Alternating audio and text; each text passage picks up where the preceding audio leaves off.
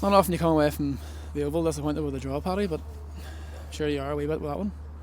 We are and we aren't. We 2-0 up. We were very dominant in the first half. The football we played was superb. Probably one of our best performances and a half this season, and there's been a couple. We played really well in a few of games, but the first half to come to the Oval against a really strong Glentoran side and dominate the possession and play the football we played. We were disappointed that we couldn't manage situations in the second half, but we're delighted with the character that they showed. They go 3-2 behind. I'm sure everybody on the ground probably thought that the boys were going to crumble and go under, but they didn't. They showed great resilience, and they swung the game back in their favour. Back to 3 and we had a chance there at the end. They won it, which was agonisingly just over the bar, but brilliant from our boys. Really delighted for them. Delighted that they got their point. Delighted with their performance. But we're disappointed that we conceded a couple of goals, especially when they were soft. Our goals were excellent, and the goals we conceded were probably a bit on the soft side. So, there's a bit of both. We're delighted and also disappointed to come away with a point. I suppose more so the fact that we were a bit we patched up, battered and bruised. A lot of boys missing through suspension, or obviously in Harry Murphy's case, not able to play against the parent club.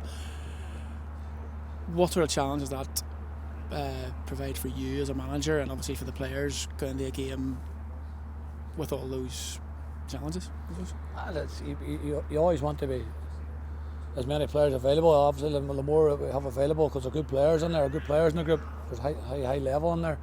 So when we do lose 4 or 5 for whatever reason, and we've a couple of boys playing. Sean Carroll's playing through injury. Peter Campbell knows really been sick for the last couple of games, but he's fighting through that. They get on the pitch.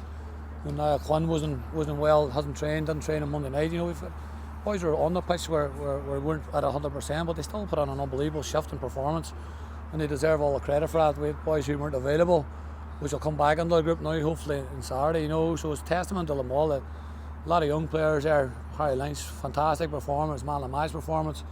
Waited patiently for his time, trains hard, stays focused, keeps his head down, shoulders through anything that comes at him, and when he gets on and gets a shout with the 2 centre halves or 2 regular centre halves missing, unbelievable performance along with Niall Quinn, who like I said wasn't feeling well. So testament to them all. The character in their group is fantastic. It really is strong. But we had no doubt that we could have came here and got a result, because like I say, they might be young, but they're top players, and that's a credit to the staff and the players and everyone at Glenavon. We've got a really good young group of players, and no matter who's missing, we can always replace it with top talent. You say good header for Harry. Hasn't played much this season, but for him to have that sort of a performance tonight, as you said, probably was man of the match if we were giving one out. And then again, 2 assists for Peter Campbell. He's a man on fire under yourself. What do you put it down to? Harry was man of the match. I thought he was. No, am I joking? Harry was excellent. He's probably our man of the match. They can give it to whoever they want, but I think he was our best player. Peter, our 2 assists. And I'd be hard on the strikers. Michael scores a night. I'm sure he'd be disappointed that he didn't score a second, but he should be delighted with his performance and his work rate and his intensity and the goal that he scored.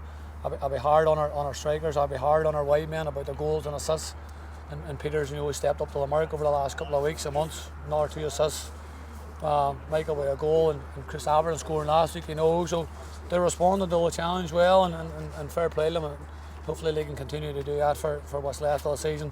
If they can tighten things up at the all round now, and we've been defending really well as a group, but we don't want to be conceding 3 goals too many times in the one game, because we're better than that. So as Michael O'Connor, he plays a very physical game as a big man up front. Do you think he gets it up with the green from the officials? Because there was a few times there tonight it looked a wee bit. Certainly not. Michael O'Connor could get kicked in the air 5 or 6 times throughout the game. They're getting on through it as soon as he makes any kind of contact with anybody to fight against him. Don't know why.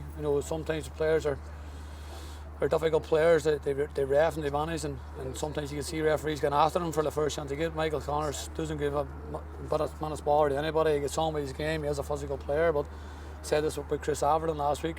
I think with players are, for whatever reason, they don't get a lot of protection from the referees, and I don't know if it's because we're at the bottom end of the division or the bottom 6, or is there a preferential treatment for the top 6. I don't know, but I wouldn't imagine so. I just think some of our players go through a bit of grueling, punishing games and don't get very much protection for it, but can't fault the ref. To be fair, I thought Ben was very good. You know, he got the major calls that you'd expect him to get. They got them right, and you know, for the first time in the last 3 or 4 games, we're not talking about the referee, which is good to see. And Ben McMaster's one of the best in the division. And if you come away from a game and you're not talking about the referee, you know the referee's done well. So I think we're always quick to jump on their back when they have a disappointing performance. But it's good to give them praise as well too. I thought Ben was excellent. Looking forward, obviously we're back in Belfast again on Saturday with another difficult away trip to Windsor. Bit more battered and bruised again this evening. Quinny came off the end there. Looks like a potentially bad one, but what's the thoughts going there? Rest, recover, see what we've got now. It's important now we protect our players and look after them. It's a challenging couple of weeks. You know, last Tuesday night, Lock all away, Coleraine at home, Glentoran away, Lunfield away. Lauren, whoever done the J. Law need to have a word. Need to have a word with J. Law. We have fixtures that they give us in the run on the split. Don't do us no favours anyway. But look, we'll rest and recover. We'll see what we've got available. As you said, you've seen a couple of players coming off there, injured. How fit and available they are. We'll let the next 4 to 8 hours decide that. But like I said, whoever comes in, we have full confidence in them because they're a talented group. We're going to have Barney and we're going to have Big Murph back available, which is going to be a boost for us. So we'll rest and recover and see how the next 4 to 8 hours go.